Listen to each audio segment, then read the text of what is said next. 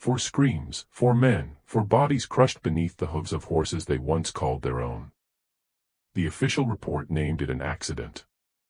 The witnesses called it divine justice. But the stable master who walked away that night never uttered another word about what truly occurred in the paddock behind Riverside Estate.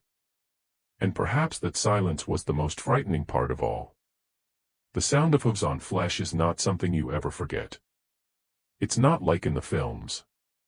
There's no dramatic score, no slow motion, just the wet, heavy thud of 1,000 pounds of muscle and bone meeting a human form. And then the screaming, always the screaming. On the night of September 14, 1864, that sound echoed over the tobacco fields of Riverside Estate in southern Virginia. 4 men perished that night, trampled to death by their own horses in what the county coroner would later call a tragic accident of an unprecedented nature. But accidents don't typically involve 4 separate victims. Accidents don't usually happen to men who've lived their entire lives around horses. And accidents certainly don't leave behind a stable master who vanishes into the night without a trace, never to be seen again. The estate still stands today, though the paddock where it happened was paved over long ago.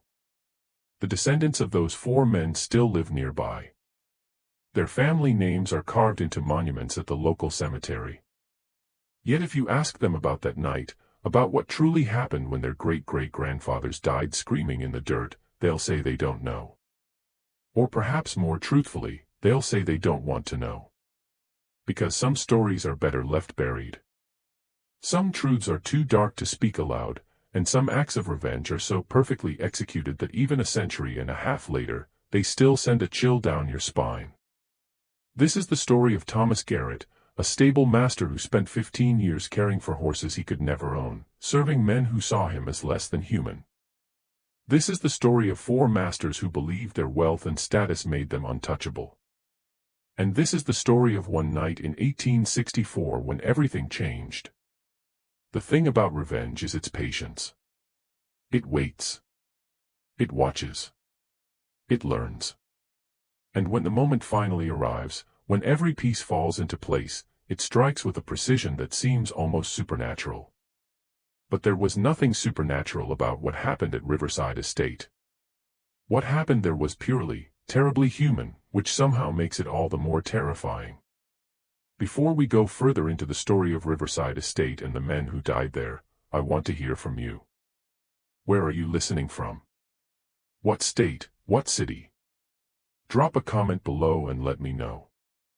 And if you're ready to plunge into one of the darkest tales of revenge in American history, hit that subscribe button. You won't want to miss what comes next. Riverside Estate sprawled across 300 acres of prime Virginia tobacco land, about 12 miles south of Richmond. The main house was a testament to antebellum wealth, white columns, wraparound porches, windows that caught the morning sun just so. Behind it, a network of barns, stables, and outbuildings spread across the property like a small village. And at the center of it all stood the stable housing some of the finest horses in Virginia. The estate belonged to the Harrington family, but by 1864, ownership had grown complicated. The Civil War had raged for 3 years, and the Confederate cause was beginning to crumble. Richmond itself would fall to Union forces within 7 months. Yet in September of 1864, the men of Riverside Estate still clung to their old way of life with a desperate determination. To understand that night, you must understand the world these men inhabited. Virginia in 1864 was a place of contradictions. The old plantation system was dying, but its practitioners refused to see it. The war had devastated the economy, destroyed infrastructure, and killed thousands of young men. Still, the wealthy planters continued to believe they could maintain their lifestyle through sheer force of will. Riverside Estate had been in the Harrington family for 3 generations. Old William Harrington built it in 1798 with money from tobacco and slave labor. His son, Edmund Sr., expanded it during the prosperous 1830s and 1840s.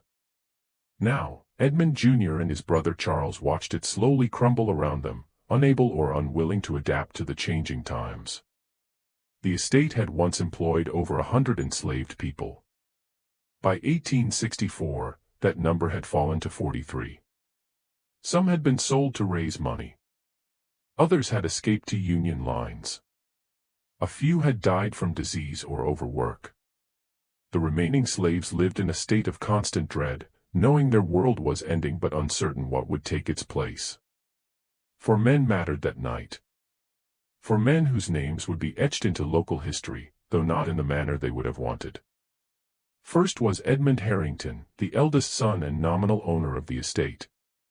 At 42, he was a man who'd never worked a day in his life but considered himself an expert on everything from politics to agriculture.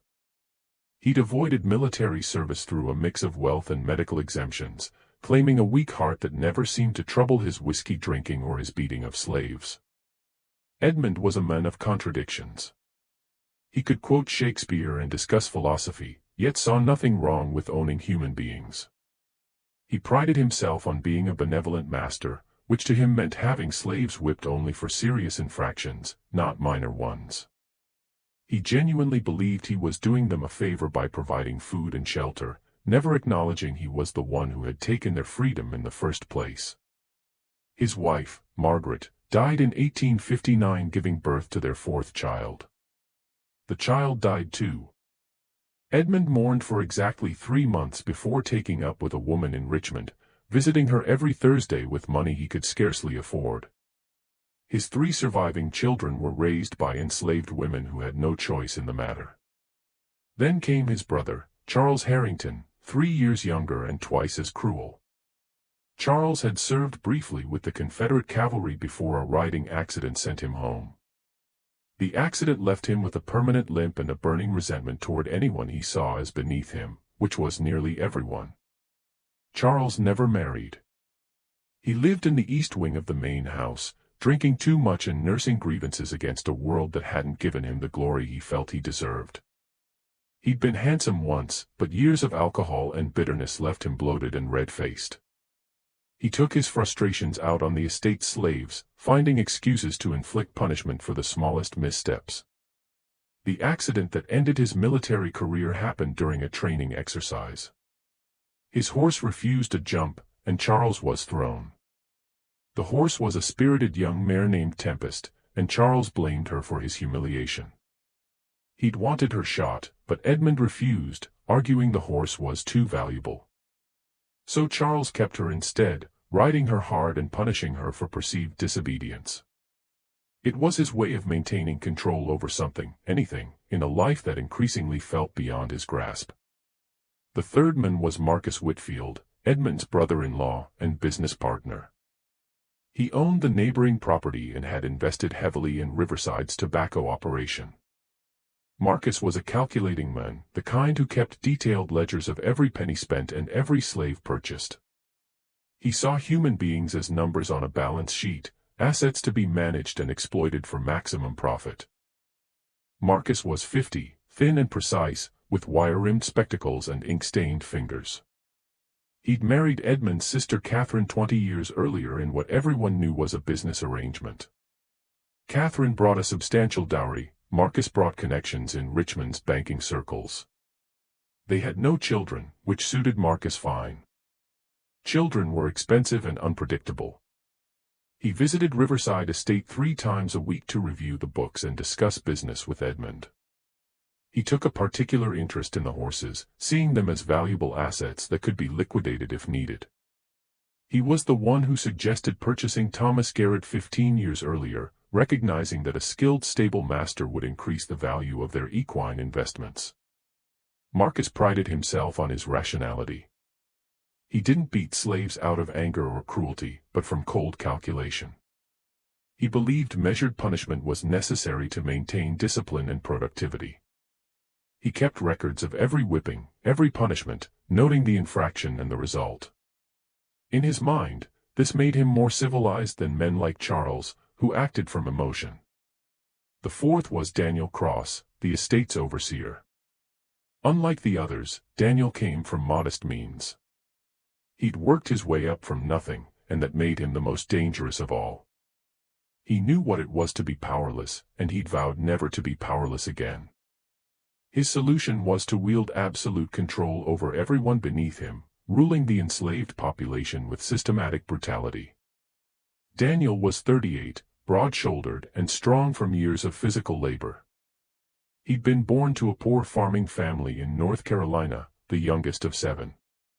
He left home at 15 with nothing but the clothes on his back and a determination to make something of himself. He worked as a field hand, a mill worker, a dock laborer. He saved every penny, taught himself to read and write, and eventually secured a position as an assistant overseer on a South Carolina plantation. He proved himself ruthless and efficient, and when Edmund Harrington needed a new overseer in 1858, Daniel was recommended. Daniel lived in a small house on the estate's edge, separate from both the main house and the slave quarters. He had no family, no friends, no life outside his work. His entire identity was wrapped up in his position, in the power it gave him over others. He carried a whip at all times, and he wasn't afraid to use it. What made Daniel especially dangerous was his intelligence. He understood the psychology of control. He knew how to break people down, how to make them afraid, how to maintain order through a blend of violence and unpredictability. He would sometimes show mercy to create hope, then crush that hope to reinforce despair. It was calculated, methodical, and devastatingly effective. These 4 men met every Wednesday evening in the estate study to discuss business, drink imported brandy, and congratulate themselves on their superiority.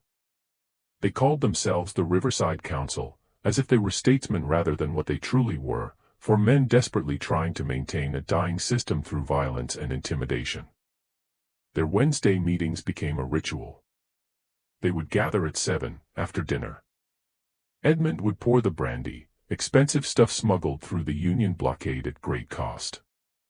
They would smoke cigars, also smuggled, and discuss the week's business. The meetings always followed the same pattern. Marcus would review the financial situation, which was invariably grim.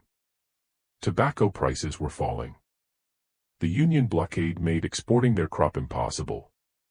Labor costs rose as slaves grew harder to control and more likely to escape. The war was bleeding them dry. Then Edmund would offer optimistic platitudes about how things would improve once the Confederacy won the war. Charles would complain about something, usually the slaves, or the Yankees, or his leg. Daniel would report on discipline issues and recommend punishments. And they would all drink and convince themselves their world wasn't ending. But it was ending. They all knew it, even if they wouldn't admit it. The Confederacy was losing. The slave system was collapsing. Their way of life was dying. And they were terrified. That terror made them more dangerous. Desperate men do desperate things. And in the summer of 1864, the men of Riverside Estate were very desperate indeed. And then there was Thomas Garrett. Thomas had been at Riverside Estate for 15 years. He arrived in 1849 as a young man of 20, purchased at auction in Richmond specifically to manage the estate's horses. His previous owner trained him well. Thomas could calm a spooked stallion with a whisper, diagnose lameness from a horse's gait, and deliver a foal with the skill of any veterinarian. By all accounts, he was the finest stable master in 3 counties. But Thomas was property. He slept in a small room above the stable, ate whatever scraps were brought to him, and wore the same clothes until they fell apart. He was never allowed to marry, though he'd loved a woman named Ruth who worked in the main house. He watched her die of fever in 1857, denied even the dignity of sitting with her in her final hours because Edmund Harrington needed a horse saddled for an afternoon ride. Thomas was born into slavery in 1829 on a horse-breeding farm in Kentucky. His mother was a house servant, his father a stable hand. He never knew his father's name. The man was sold when Thomas was 3, sent to a plantation in Mississippi. Thomas had only vague memories of him, large hands, a deep voice, the smell of hay and leather. His mother died when he was 12. Fever, like Ruth. Thomas was alone after that, raised by the other slaves in the quarters, learning his trade from an old stable master named Benjamin who recognized the boy's natural talent with horses. Benjamin taught him everything: how to read a horse's mood from the position of its ears, how to treat colic, thrush, founder, how to train a young horse without breaking its spirit, how to deliver a foal when the birth went wrong. Benjamin was patient and kind, the closest thing to a father Thomas ever knew. When Benjamin died in 1848, Thomas was devastated. But he also inherited Benjamin's knowledge, his skills, his reputation. And that reputation made him valuable. Valuable enough that when his owner fell on hard times, he could sell Thomas for a premium price to Edmund Harrington. Thomas arrived at Riverside Estate with hope. It was foolish, he knew, but he couldn't help it. Maybe this place would be different. Maybe these masters would be kinder. Maybe he could build something resembling a life. That hope died slowly over the years. Death by 1,000 cuts. Each casual cruelty, each humiliation, each reminder that he was property, not a person. The hope died, but Thomas survived because that's what he did. He survived. The horses, though, were different. Thomas cared for 17 horses at Riverside Estate. He knew each by name, by temperament, by the particular way they liked to be brushed or the specific spot behind their ears that made them nicker with contentment. He delivered their foals, nursed them through illness, trained them with patience and kindness. In return, the horses trusted him completely. There was Sovereign, Edmund's magnificent bay stallion, 16 hands high with a coat that gleamed like polished mahogany in the sun. Sovereign was proud and spirited, but he'd never given Thomas a moment's trouble. The horse would come when called, stand patiently for grooming, and nuzzle Thomas's shoulder with genuine affection. Tempest was Charles's gray mare, the one who had thrown him during the war. She was nervous and high-strung, prone to spooking at shadows. But with Thomas, she was calm. She would rest her head against his chest and blow softly through her nostrils, a sign of trust. Midnight was Marcus's black gelding, steady and reliable, not flashy, but dependable. Thomas had trained Midnight from a yearling, and the bond between them was strong. And then there was Brutus, Daniel's young chestnut stallion, only 3 years old, still learning, still testing boundaries. Brutus was intelligent and energetic, full of potential. Thomas was training him carefully, patiently, building trust and respect rather than fear. These 4 horses, and the 13 others in the stable, were Thomas's world. They were the only beings on the estate who treated him with genuine affection. They didn't see him as property. They saw him as the person who fed them, cared for them, understood them. And Thomas loved them for it. But he also watched, day after day, as the 4 men who owned these horses treated them with casual cruelty. Edmund used spurs that drew blood. Thomas would find Sovereign in his stall after a ride, sides heaving, foam on his mouth, blood trickling from where the spurs had dug in. He would clean the wounds, apply salve, whisper apologies the horse couldn't understand. Charles whipped Tempest across the face when she balked at a jump. Thomas saw it once, watched the mare rear up in pain and fear, saw the welt rise across her delicate nose. He wanted to intervene, to stop it, but he couldn't. Interfering meant punishment, possibly death. So he stood there, helpless, and watched. Marcus rode Midnight until the horse was lathered and trembling, then left him standing in the cold. Thomas would find the gelding shivering in the paddock, exhausted and neglected, and would spend hours warming him, preventing colic, undoing the damage of Marcus's indifference. Daniel beat Brutus with a riding crop for the simple crime of being young and spirited. The stallion would shy at something or pull at the reins or show any sign of independence, and Daniel would beat him, not to train him, but to dominate him, to prove who was in control. Thomas said nothing. He couldn't. Speaking out meant punishment, possibly death. So he kept his head down, did his work, and tried not to think about the injustice of it all. He tried not to think about Ruth, cold in the ground. He tried not to think about the scars on his own back from whippings for imagined infractions. He tried not to think about the fact that he was 35 and would likely die in this stable, having never known freedom, never known justice, never known anything but servitude. But trying not to think about something and succeeding are two different things. The summer of 1864 was brutal. The heat pressed down on Virginia like a physical weight. The tobacco plants wilted in the fields despite constant watering. The horses stood in their stalls, heads hanging, too hot to do anything but endure. And the war news grew worse by the day. Confederate defeats at Gettysburg and Vicksburg the previous year had turned the tide. Now Union forces slowly tightened their grip around Richmond. General Grant launched his overland campaign in May, and though the fighting was costly for both sides, it was clear the Union had the resources to sustain losses the Confederacy did not. The men of Riverside Estate grew increasingly agitated. Their Wednesday meetings lasted longer and grew louder. Thomas could hear them through the wall the stable shared with the study, their voices rising in anger and frustration as they discussed their deteriorating situation. He tried not to listen. It wasn't his business, but sound carried through the old wood, and sometimes he couldn't help but overhear.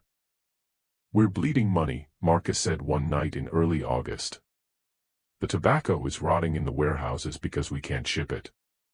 The slaves are costing more to feed than they're producing, and the Confederate dollar is worthless." "It'll turn around," Edmund insisted, but his voice lacked conviction. "Once we win a few more battles, once the Yankees realize they can't break us." "The Yankees have already broken us," Charles interrupted. "We just haven't admitted it yet." There was a long silence. Then Daniel spoke, his voice cold and practical. "We need to liquidate assets. Sell what we can while there's still a market. Slaves, horses, land if necessary. Get hard currency and wait out the storm. Sell the horses." Edmund sounded horrified. "These are some of the finest animals in Virginia. They're worth whatever someone will pay," Marcus cut in. "And right now that's not much, but it's better than nothing." Thomas felt his heart sink. They were going to sell the horses. His horses. The only beings on this estate who mattered to him. But then Marcus continued, and Thomas's world shifted. "The horses are our most valuable remaining assets. If we're forced to evacuate, we'll need them. But we can't take Garrett with us." Thomas froze, the brush still in his hand, Sovereign's warm flank pressed against his side. "Why not?" Edmund asked. "He's the best stable master in Virginia." "Exactly. Which means he's valuable. We sell him in Richmond before we leave. Get whatever price we can. Use the money to establish ourselves elsewhere." The words hit Thomas like a physical blow. They were going to sell him. After 15 years, after everything he'd done, they were going to sell him like a piece of furniture. "What about the horses?" Charles asked. "Who will manage them if we sell Garrett?" "We'll hire someone," Marcus said dismissively. "A white man. Someone we can trust." Trust. The word echoed in Thomas's mind. 15 years of perfect service, and they didn't trust him. 15 years of caring for their animals better than they cared for their own children. And he was still just property to be liquidated when convenient. "I say we do it next week," Daniel added. "Get it done before the market gets any worse. War's making prices drop." They discussed it for another hour, debating his value like he was a horse himself. Thomas listened to every word, and something inside him, something compressed and buried for 15 years, finally cracked. He didn't sleep that night. He sat in his small room above the stable, listening to the horses moving in their stalls below. And he thought about Ruth. He thought about the scars on his back. He thought about every indignity, every cruelty, every moment of powerlessness. And he thought about the horses. The horses trusted him. The horses loved him. The horses would do anything he asked. An idea began to form. It was terrible. It was unthinkable. It was also perfectly, beautifully simple. But could he really do it? Could he actually kill 4 men? Because that's what he was contemplating. Not an accident, not self-defense. Premeditated murder. Thomas spent the next 3 days wrestling with the moral weight of what he was considering. He'd been raised Christian, had attended services in the estate's chapel every Sunday, had been taught that murder was a sin. But he'd also been taught that slavery was God's will, that his suffering was part of some divine plan, and he'd stopped believing that a long time ago. What was justice in a world where the law said you were property? What was morality in a system built on the suffering of millions? If the legal system offered no recourse, if there was no way to seek justice through legitimate channels, then what options remained? Thomas thought about the other slaves on the estate, 43 people living in constant fear, subject to the whims of 4 men who saw them as less than human. If he did nothing, if he allowed himself to be sold, what would happen to them? Would the new overseer be better or worse than Daniel? Would Edmund's cruelty increase as his desperation grew? Would any of them survive the war? He thought about the horses. What would happen to them under a new stable master? Someone who didn't know them, didn't understand them, didn't care about them. Would they be beaten more? Neglected? Worked to death? And he thought about himself. 35 years old, about to be sold to a new master, starting over in a new place with new cruelties. How many more years could he endure? How many more times could he watch someone he loved die? How many more scars could his back hold? The moral calculation was impossible. There was no right answer. But there was a choice. Accept his fate and continue suffering, or take control of his own destiny, even if it meant becoming something he'd never wanted to be. In the end, it wasn't really a choice at all. To understand what Thomas did next, you have to understand what those 15 years had done to him. You have to understand the slow accumulation of trauma, the way cruelty compounds over time until it becomes something physical, something that lives in your bones. There was the time in 1851 when Edmund Harrington whipped him for allowing Sovereign to throw a shoe, even though Thomas had warned him the horse needed new shoes days earlier. 20 lashes delivered in front of the other slaves as an example. Thomas was 22, still new to the estate, still believing good work would be rewarded. He spent a week recovering, sleeping on his stomach because his back was too torn to lie on. An older woman named Sarah tended his wounds, applying poultices made from herbs she grew in secret. She told him the pain would fade, but the scars would remain. She was right about both. That was his first real lesson about Riverside Estate. Good work wasn't rewarded, it was expected. And any failure, no matter how minor or unavoidable, was punished severely. There was the time in 1853 when Charles Harrington sold Thomas's friend Jacob to a plantation in Georgia, separating him from his family simply because Jacob had looked at him wrong. Thomas was forced to help load Jacob onto the wagon, to watch his friend weep as he was driven away from his wife and 3 children. Jacob's wife, Mary, never recovered. She stopped speaking, stopped eating. She died 6 months later, and everyone knew it was from a broken heart. The children were sold separately the following year. Thomas watched it all happen, powerless to intervene. That was his second lesson: love was a weakness. Attachment was dangerous. Caring about someone just gave the masters another way to hurt you. But then he met Ruth, and all those lessons evaporated like morning dew. Ruth arrived at Riverside Estate in 1854, purchased from an estate sale in Richmond. She was 23, beautiful and intelligent, with a quiet strength that drew Thomas to her immediately. She worked in the main house, serving meals and cleaning rooms, and Thomas would find excuses to walk past the house just to catch a glimpse of her. They started talking during brief moments when their paths crossed, short conversations carefully hidden from the overseers. Ruth told him about her life before Riverside, about the family she'd been separated from, about her dreams of freedom. Thomas told her about the horses, about the small joys he found in his work, about the hope he still carried despite everything. They fell in love slowly, carefully, knowing love was dangerous but unable to stop themselves. They would meet in secret late at night in the space between the stable and the tobacco barn, where the shadows were deepest. They would hold hands and whisper about a future they both knew would never come. For 3 years, Ruth was Thomas's reason to keep going. She made the suffering bearable. She gave him something to look forward to, someone to care about. They talked about running away together, heading north to freedom. But they both knew it was fantasy. The roads were watched, the penalties for escape severe, and neither could bear the thought of leaving the other behind. Then, in January of 1857, Ruth fell ill. It started as a cough, then became a fever. Within a week, she was bedridden. Within 2, she was dying. Thomas begged Edmund to let him sit with her, to be there in her final hours.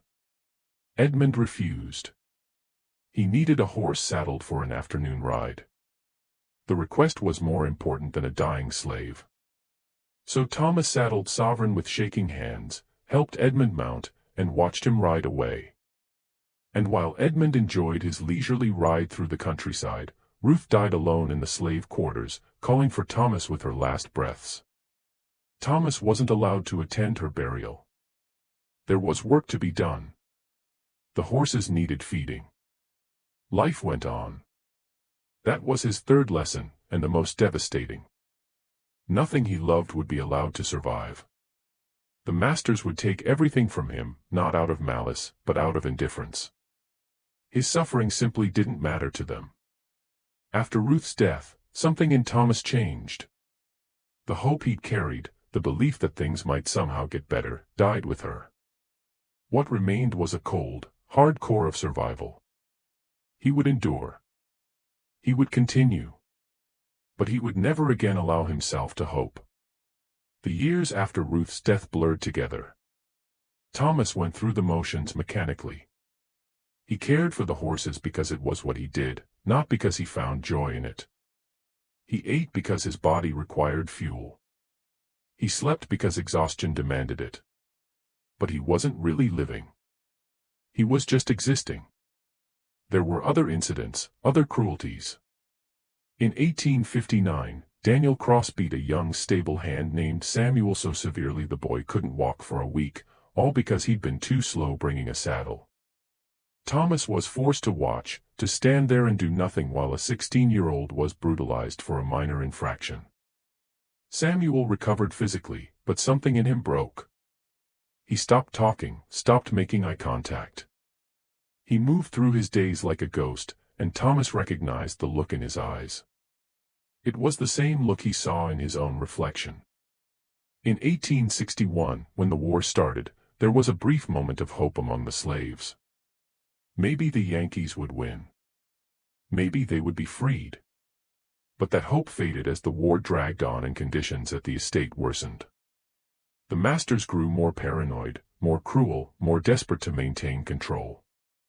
There were whippings for minor infractions, reduced rations because food was scarce, longer work hours because there were fewer hands. The slaves at Riverside Estate were being worked to death slowly but surely, and everyone knew it. Thomas watched it all with that same cold detachment. He'd stopped feeling things. It was easier that way. Feeling meant pain, and he'd had enough pain to last several lifetimes. But then came that night in August 1864 when he overheard the 4 men discussing his sale.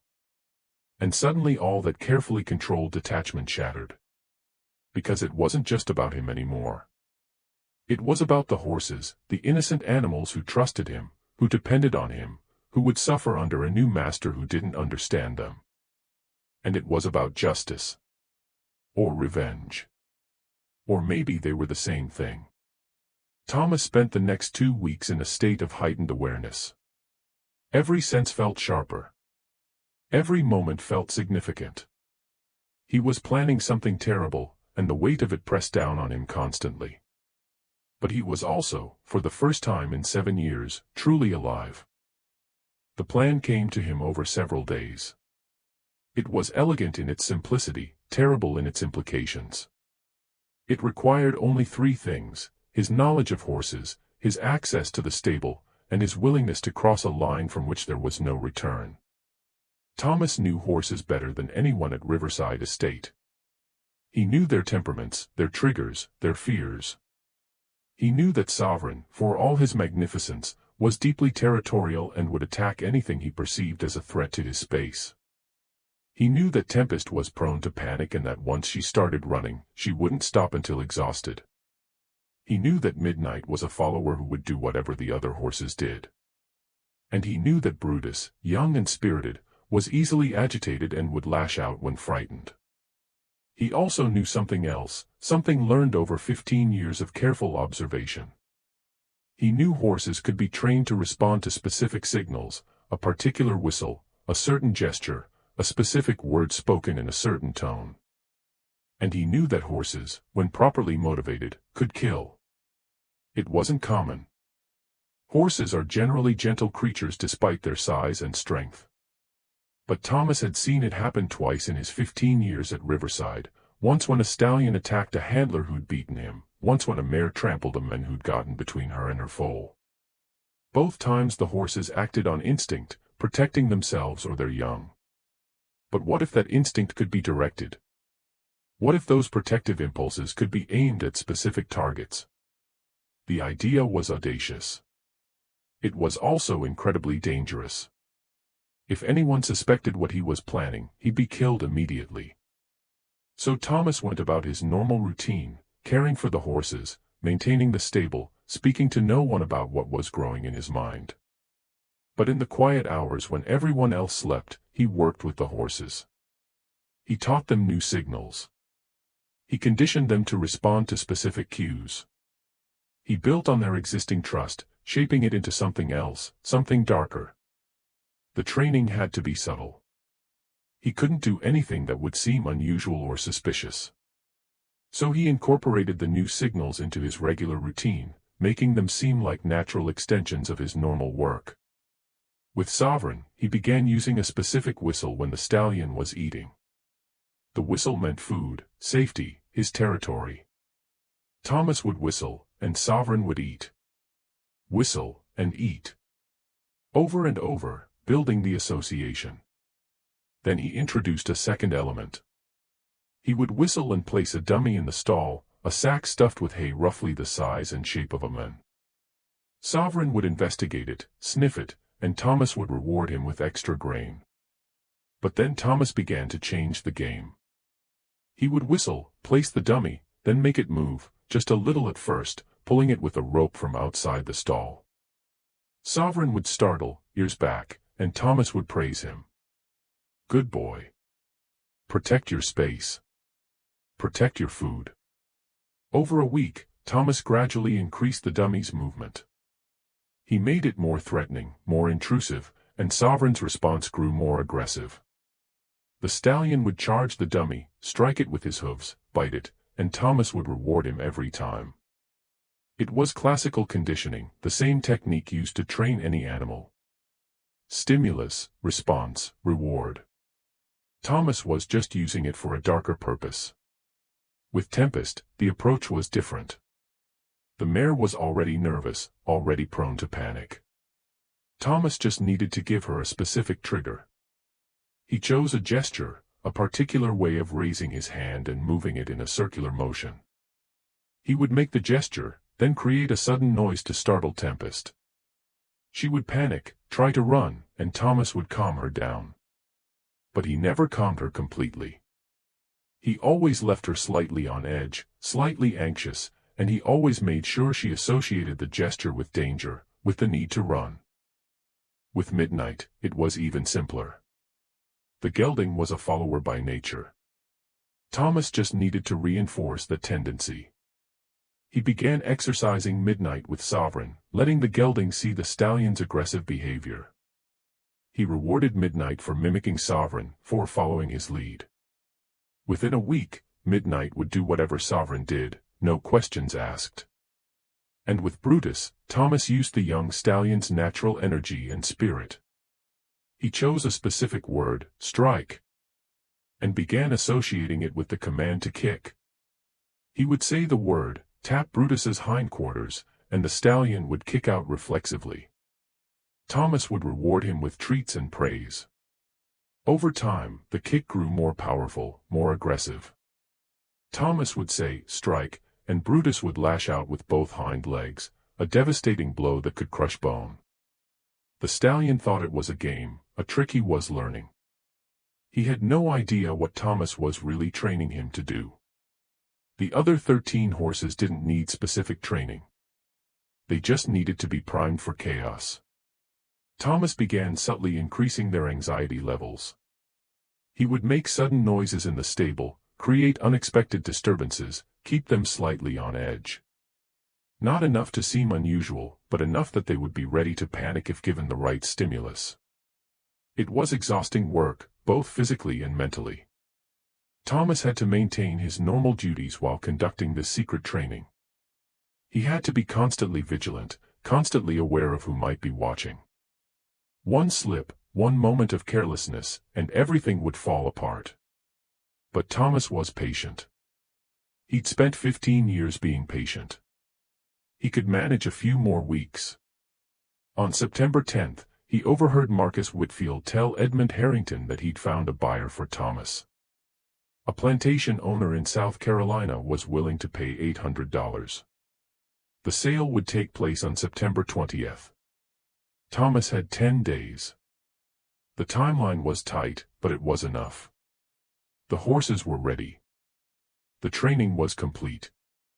All Thomas needed now was the right opportunity, the right moment when all 4 men would be together, when conditions would be perfect, when he could execute his plan and disappear before anyone understood what had happened. The Wednesday meetings were the obvious choice. Every Wednesday, the 4 men gathered in the study. They drank, they talked, they made their plans, and every Wednesday they stayed late into the night, often until 10 or 11.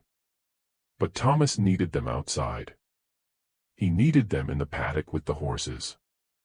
And he needed a reason for them to be there that wouldn't arouse suspicion. He spent days thinking about it, turning the problem over in his mind. How could he get all 4 men into the paddock at the same time? What would motivate them to go there in the evening when light was fading and visibility poor? The solution came from an unexpected source. On September 12th, Edmund Harrington announced he'd invited a potential buyer to visit the estate on Wednesday, September 14th. A wealthy merchant from North Carolina was interested in purchasing several horses, and Edmund wanted to show off his stock.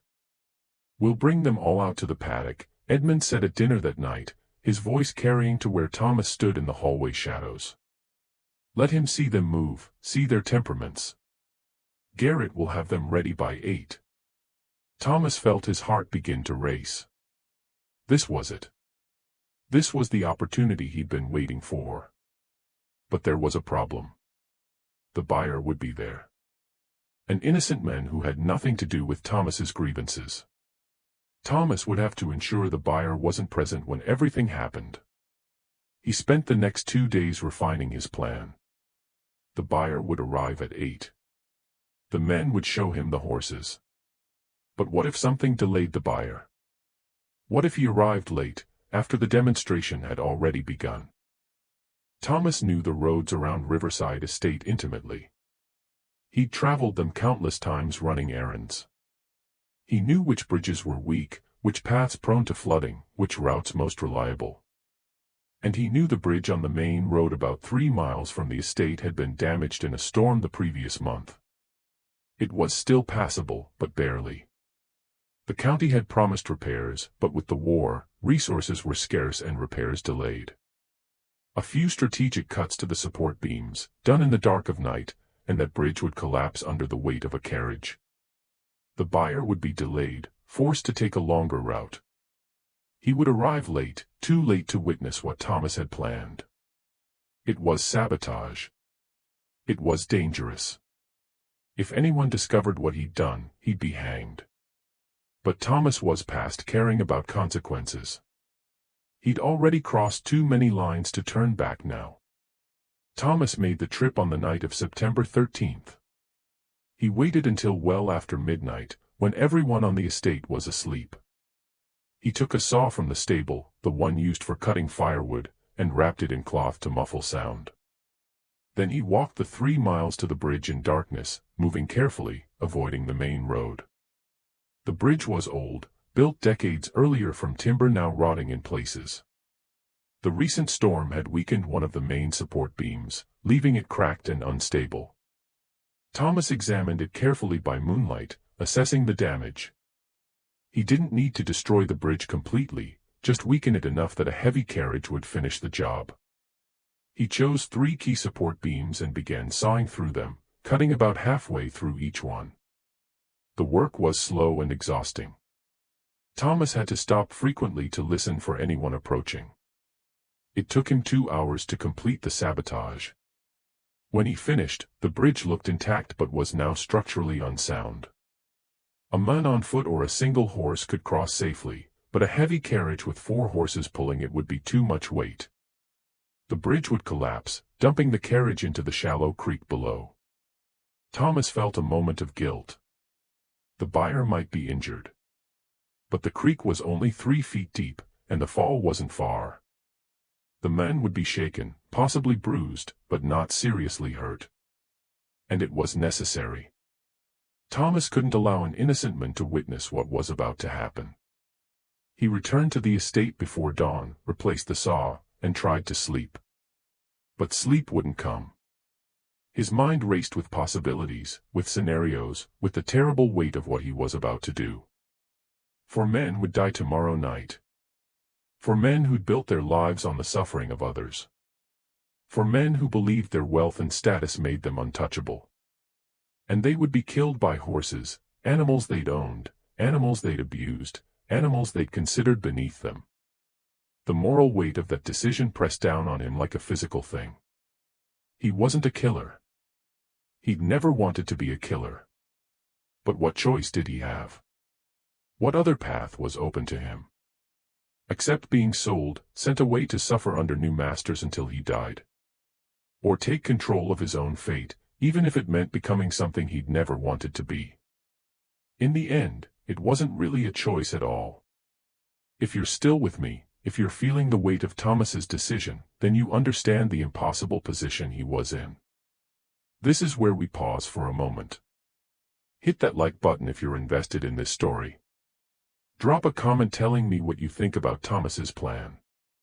Was he justified, or was he crossing a line that should never be crossed? I want to hear your thoughts. And make sure you're subscribed, because what happens next is going to change everything. Wednesday, September 14, 1864, dawned hot and clear. The sky was a brilliant blue, unmarred by clouds, the kind of day that promised beauty if you didn't know what was coming. Thomas woke before sunrise, as always. But this morning was different. This morning he knew would be his last at Riverside Estate. By nightfall, everything would have changed. Either his plan would succeed and he'd be gone, or it would fail and he'd be dead. There was a strange clarity to that certainty. No more waiting, no more planning. Just action and consequence. He went through his morning routine with meticulous care. He fed the horses, giving each their preferred amount of grain. He checked their water, made sure every trough was full and clean. He groomed them, spending extra time with Sovereign, Tempest, Midnight, and Brutus, the 4 horses who would be his instruments. "I'm sorry," he whispered to Sovereign as he brushed the stallion's gleaming coat. "I'm sorry for what I'm going to ask you to do. But I promise, after tonight, you'll never be hurt again." Sovereign turned his head and nuzzled Thomas's shoulder, a gesture of trust and affection. Thomas felt his throat tighten. These horses trusted him completely. And he was about to use that trust to turn them into killers. But what choice did he have? The question kept circling in his mind. What choice did he have? The morning passed slowly. Thomas cleaned the stalls, repaired a broken bridle, organized the tack room. Normal work, routine tasks, but every moment felt weighted with significance. Every action felt like it might be the last time he did it. At noon, Edmund Harrington came to the stable. Thomas felt his heart rate spike, but he kept his face carefully neutral. Everything ready for tonight, Garrett? Yes, sir, Thomas said, keeping his eyes down. All 17 horses are in prime condition. Good. The buyer's supposed to arrive at 8. We'll bring them out to the paddock, let him see them move. You'll handle the demonstrations. Yes, sir. Edmund studied him for a moment, and Thomas felt a flash of panic. Did Edmund suspect something? Had he given himself away? You've been quiet lately, Edmund said. Everything all right? Thomas forced himself to breathe normally. Just tired, sir. The heat's been difficult. Edmund nodded, apparently satisfied. Well, rest up. Tonight's important. This sale could bring in enough money to keep us going through the winter. He left, and Thomas exhaled slowly. Hours to go. Just a few more hours. The afternoon crawled by. Thomas went through the motions, but his mind was elsewhere. He reviewed the plan again and again, looking for flaws, for things he'd missed. The bridge would delay the buyer. The 4 men would grow impatient and decide to demonstrate the horses themselves. Thomas would bring the horses to the paddock, and then it would be too late to stop. At 5, Thomas began preparing the horses for the evening demonstration. He brushed them until their coats shone. He cleaned their hooves, checked their teeth, made sure they looked their absolute best. If this was going to be their last night at Riverside Estate, he wanted them to be magnificent. At 6, he heard raised voices from the main house. He stepped out of the stable to see what was happening. A messenger had arrived, a young boy on a tired horse. He was talking to Edmund, gesturing animatedly. The bridge collapsed, sir, the boy was saying. Mr. Patterson's carriage went through. He's unhurt, but the carriage is damaged. He says he can't make it tonight. He'll come next week instead, once the bridge is repaired. Thomas felt a surge of relief mixed with terror. The buyer was safe, but now the 4 men were angry, frustrated. Would they still want to see the horses, or would they cancel everything? Edmund was scowling. Damn it.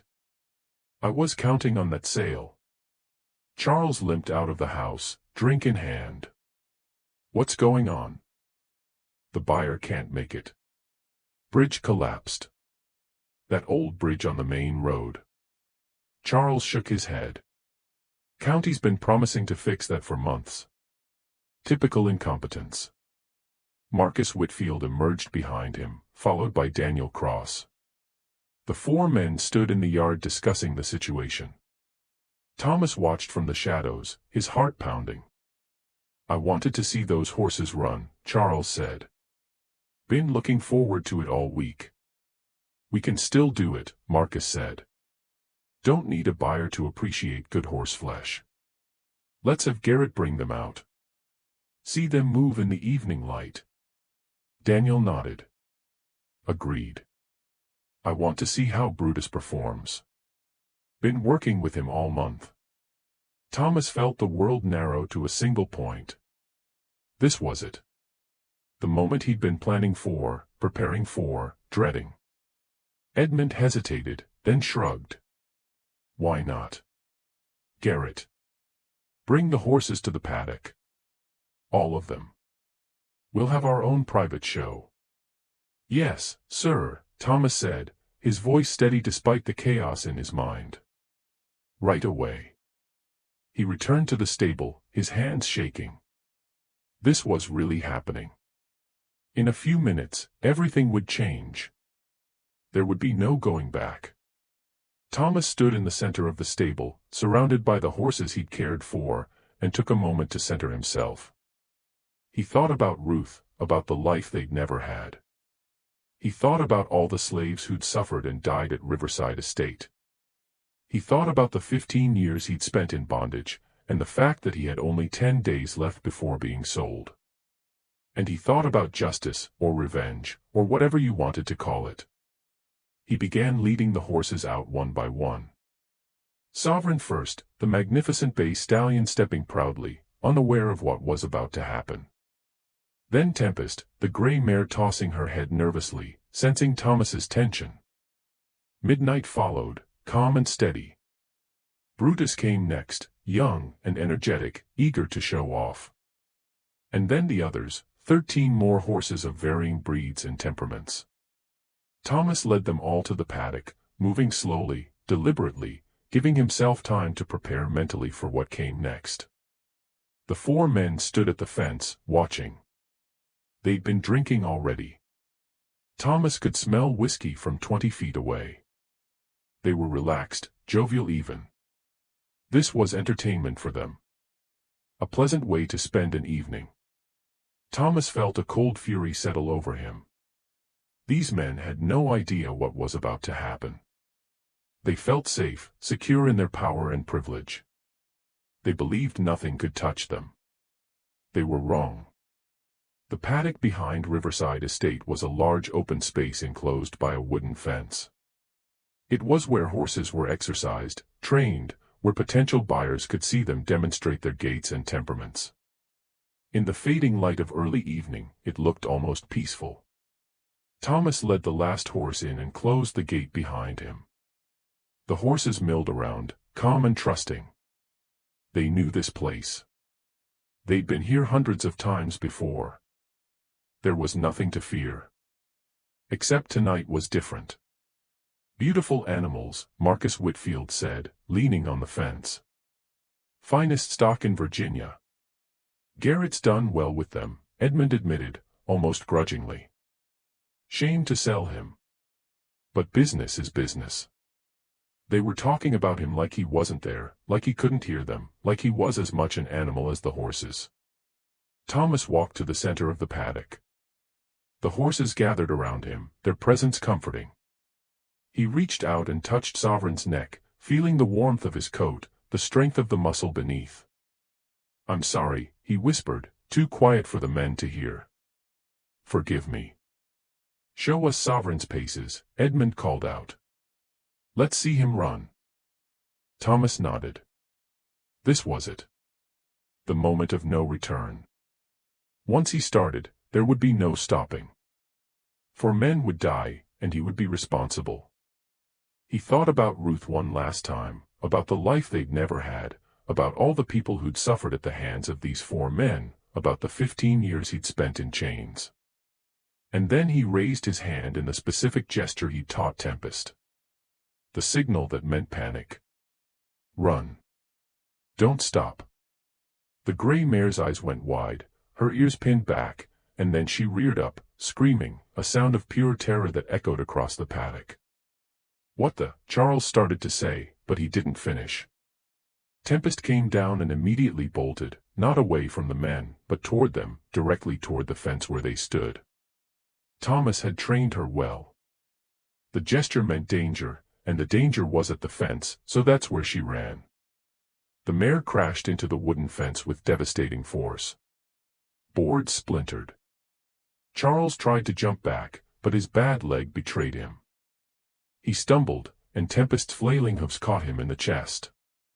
The sound of ribs breaking was audible even over the chaos. Charles went down hard, gasping for air that wouldn't come. "Garrett, control that horse!" Edmund shouted, his face red with anger. But Thomas wasn't trying to control anything. He was just getting started. He gave the whistle he taught Sovereign. The specific sound that meant attack, eliminate the threat, protect your territory. The bay stallion's entire demeanor changed in an instant. His ears went flat against his head. His eyes rolled white, and he screamed, a sound of pure aggression Thomas had never heard from him before. Sovereign charged, not at Thomas, but at the men by the fence. Edmund tried to run, but Sovereign was faster. The stallion reared up, his front hoof striking out. One caught Edmund's shoulder, spinning him around. The other came down on his head. The crack was sickening. Edmund dropped like a puppet with cut strings. Marcus Whitfield was screaming, trying to climb the fence, but his hands were shaking too badly. He got one leg over the top rail when Midnight slammed into the fence from the other side. Thomas had trained Midnight to follow Sovereign's lead, and Sovereign was attacking, so Midnight attacked too. The black gelding reared up and came down on the fence, his hoof striking the top rail right where Marcus was trying to climb over. Marcus lost his grip and fell backward, landing hard in the paddock. He tried to scramble to his feet, but Midnight was already there. The gelding's hoofs came down again and again, and Marcus's screams turned to wet, choking sounds. Daniel Cross had pulled a pistol from his belt. His hands were steady, his face cold and calculating. He aimed at Sovereign, his finger tightening on the trigger. Thomas shouted the word he'd taught Brutus. "Strike!" The young chestnut stallion wheeled around with incredible speed. His hind legs lashed out in a devastating kick that caught Daniel in the stomach. The pistol fired, but the shot went wild, the bullet burying itself in the dirt. Daniel flew backward, landing 10 feet away. He tried to get up, but he couldn't. Something inside him was broken. And then all 17 horses were moving. The other 13, primed for chaos, had finally panicked. They ran in circles, screaming, eyes rolling white with fear. The paddock became a maelstrom of hooves and dust and terror. But even in their panic, they avoided Thomas. He stood in the center of the chaos, untouched, a calm point in the storm. 15 years of trust, 15 years of care, and even in their frenzy, the horses wouldn't harm him. The 4 men had no such protection. Charles Harrington tried to crawl toward the gate, dragging himself with his arms because his chest was crushed and his legs wouldn't work.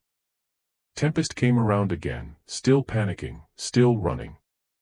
Her hoofs came down on Charles's back, once, twice, 3 times. He stopped moving. Edmund Harrington lay on the ground, blood pooling around his head, but he was still alive, still conscious. He looked up at Thomas, his eyes wide with shock and pain and something that might have been understanding. "You," he gasped. "You did this." Sovereign came around again. The stallion reared up and came down on Edmund's chest. Again. And again. Each impact accompanied by sounds that would haunt Thomas's dreams for the rest of his life. Marcus Whitfield had made it to his feet somehow. He staggered toward the fence, one arm hanging useless, blood streaming from his mouth. He was crying, begging, pleading for mercy. But there was no mercy here. Not tonight. Midnight and 3 other horses converged on him. He went down under a storm of hooves, and his pleas turned to screams, and then the screams stopped. Daniel Cross was the last one still alive. He'd managed to get to his knees, one hand pressed against his stomach, blood seeping between his fingers. He looked at Thomas with an expression of pure hatred. "You're dead," he gasped. "You're a dead man, Garrett. They'll hunt you down. They'll hang you. They'll—" Brutus charged from behind. The stallion's shoulder slammed into Daniel, knocking him flat. And then the young horse did what Thomas had trained him to do. He struck. Again and again. His hoofs came down with terrible precision.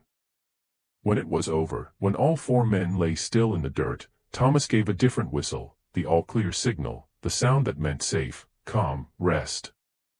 The horses slowed. They stopped running, stopped attacking.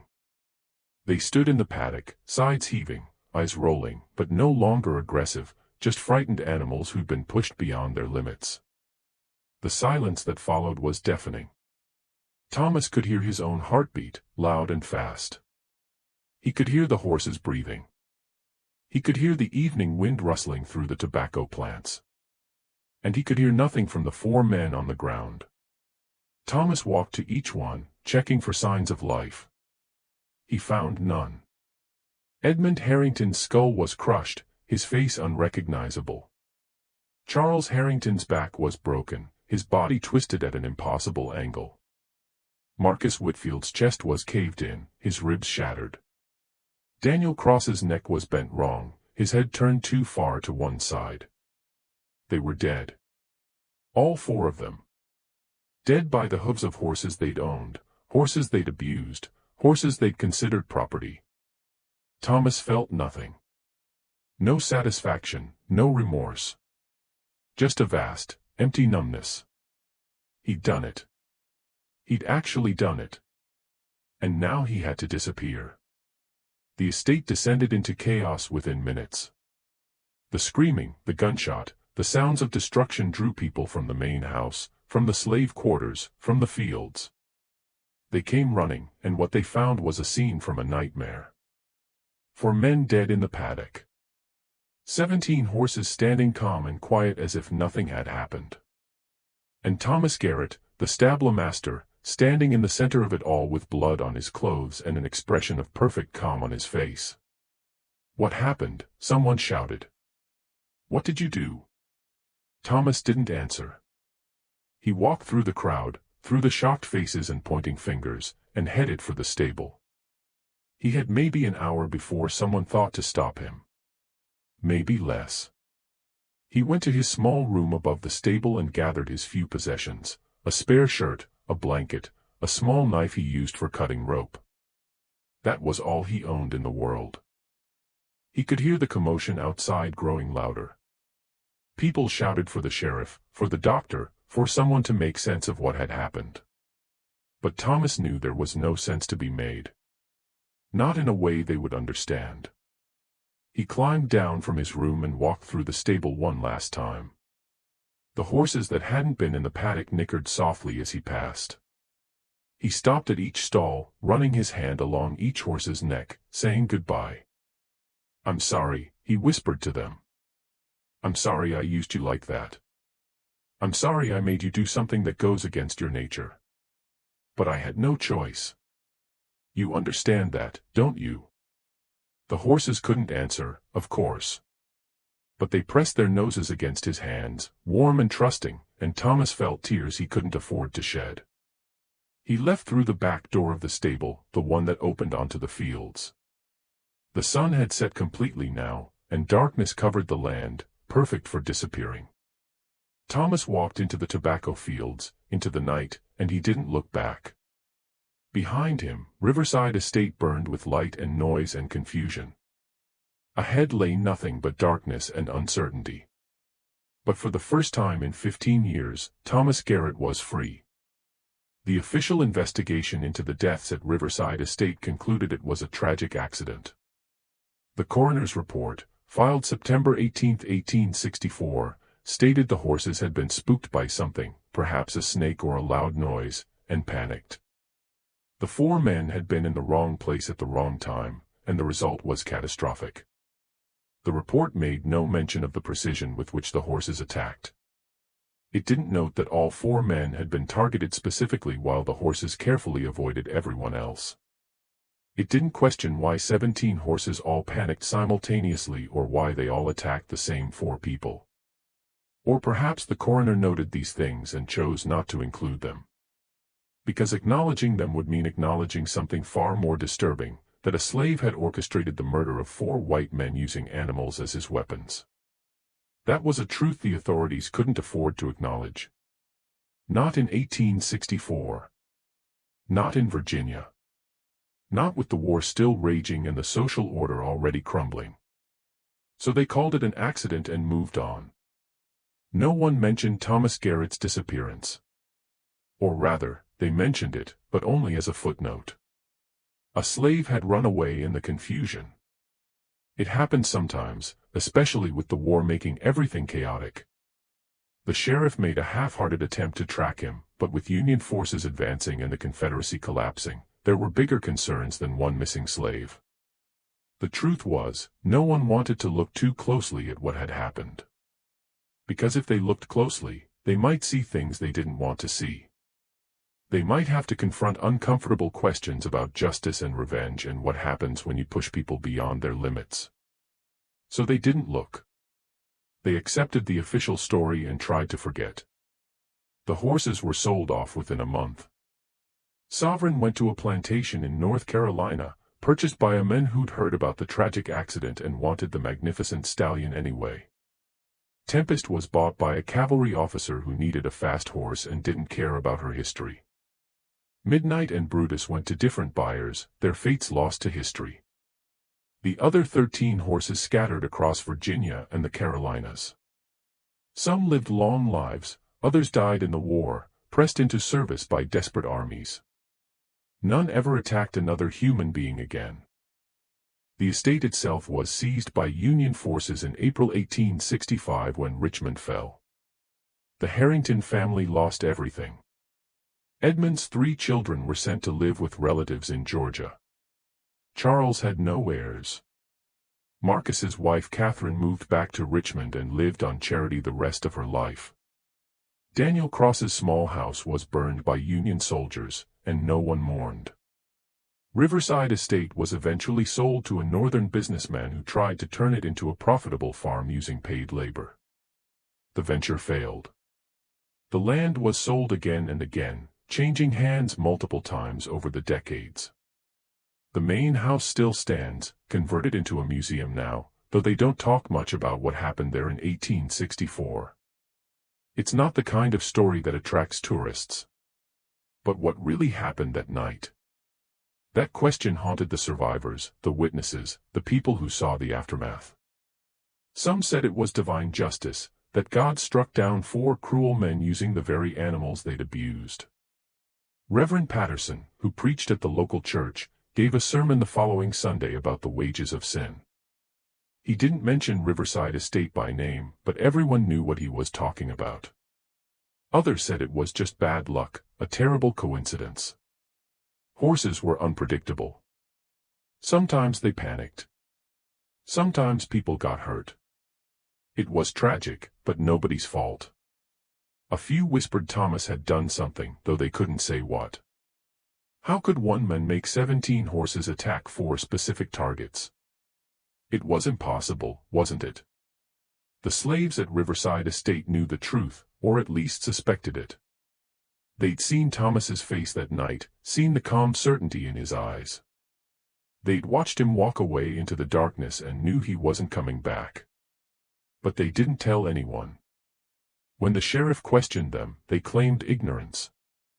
They'd heard the commotion, come running, found the 4 men dead. Thomas had been there, and then he'd been gone. That was all they knew. It was a lie, of course. But it was a lie they all agreed to tell. Because Thomas had done what none of them could do. He'd struck back.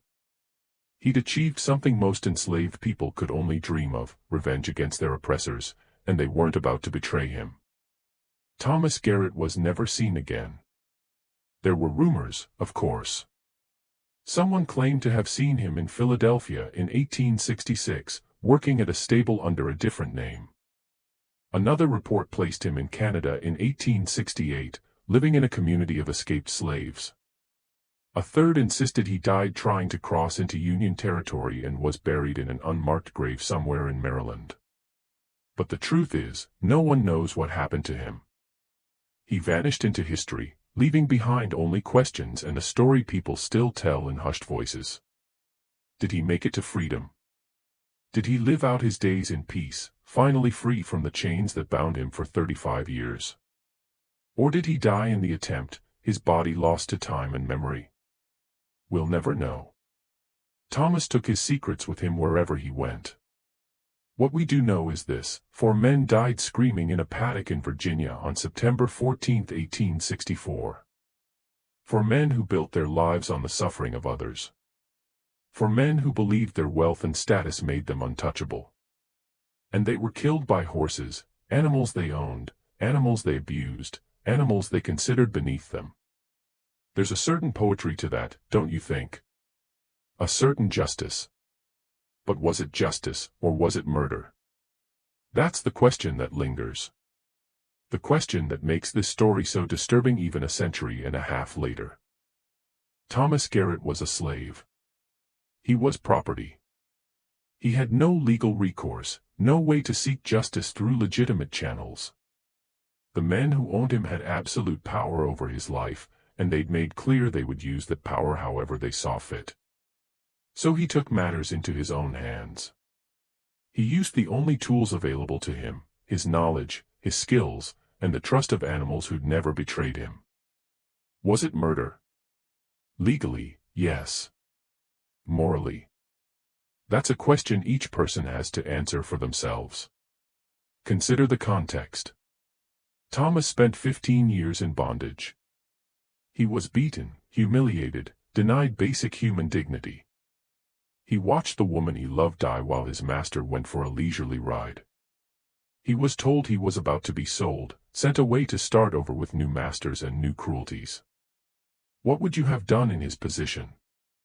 If you'd spent 15 years in bondage, watching the people you loved suffer and die, knowing you would never be free, never have justice, never have anything but more suffering ahead of you, would you have accepted your fate? Or would you have fought back using whatever means necessary? It's easy to judge from a distance, from the safety of the 21st century. But put yourself in that stable on September 14, 1864. Feel the weight of 15 years of cruelty pressing down on you. Hear the men who own you discussing your sale like livestock. And then ask yourself, what would you have done? The descendants of those 4 men still live in the area. I won't name them, because they bear no responsibility for their ancestors' actions. But if you ask them about that night, about the stable master who disappeared and the horses that killed their great-great-grandfathers, they'll tell you they don't like to talk about it. Some stories, they say, are better left alone. Some truths are too uncomfortable to examine closely. But I think stories like this need to be told. Not to glorify violence, not to justify murder, but to understand the terrible things that happen when human beings are pushed beyond their limits. Thomas Garrett was pushed beyond his limits. And when he finally broke, when he finally fought back, he did so with a precision and intelligence that's almost frightening. He didn't act from blind rage. He planned. He prepared. He executed his revenge with cold calculation. That's what makes this story so disturbing. It wasn't a crime of passion. It was premeditated. Thomas spent weeks training those horses, conditioning them, turning them into weapons. He sabotaged a bridge to ensure an innocent man wouldn't be present. He waited for the perfect moment, and then he struck. And when it was over, he walked away. No hesitation, no regret. Just a man who'd done what he felt he had to do and was now moving on to whatever came next. What became of Thomas Garrett? Did he feel guilt? Regret? Or did he sleep soundly knowing he'd achieved something most enslaved people could only dream of? We'll never know. And maybe that's appropriate. Maybe some questions aren't meant to be answered. What we can say is this: the story of Thomas Garrett and the 4 men who died at Riverside Estate is a story about power and powerlessness. It's about what happens when one group has absolute control over another. It's about the terrible consequences of a system built on cruelty and exploitation. And it's a reminder that every action has consequences. The 4 men who died that night spent years inflicting suffering on others. They beat, humiliated, and dehumanized the people they owned. They treated human beings as property and animals as tools. And in the end, those animals became the instruments of their destruction. There's a lesson in that, I think, about karma, about justice, about the fact that you can't treat people, and animals, with cruelty forever without eventually facing consequences. The men of Riverside Estate thought they were untouchable. They thought their wealth and status protected them. They were wrong. Thomas Garrett taught them that lesson. And the price of that education was their lives. So what do you think? Was Thomas Garrett a hero or a murderer? Did those 4 men deserve what happened to them? And what became of Thomas after he disappeared into the night? Leave your thoughts in the comments below. I want to hear your theories, your perspectives, your own answers to these impossible questions. If you made it this far, if this story affected you the way it affected me when I first uncovered it, then do me a favor. Subscribe to this channel. Hit that notification bell. Share this video with someone who appreciates dark history and moral complexity. Because there are more stories like this out there. Stories that challenge us, that make us think, that refuse to provide easy answers. Stories about real people who faced impossible choices and did what they felt they had to do. And maybe that's the most important kind of story. The kind that stays with you long after it's over. The kind that makes you question what you thought you knew about justice, about revenge, about the terrible things people are capable of when pushed to their limits. Thank you for listening. I'll see you in the next one.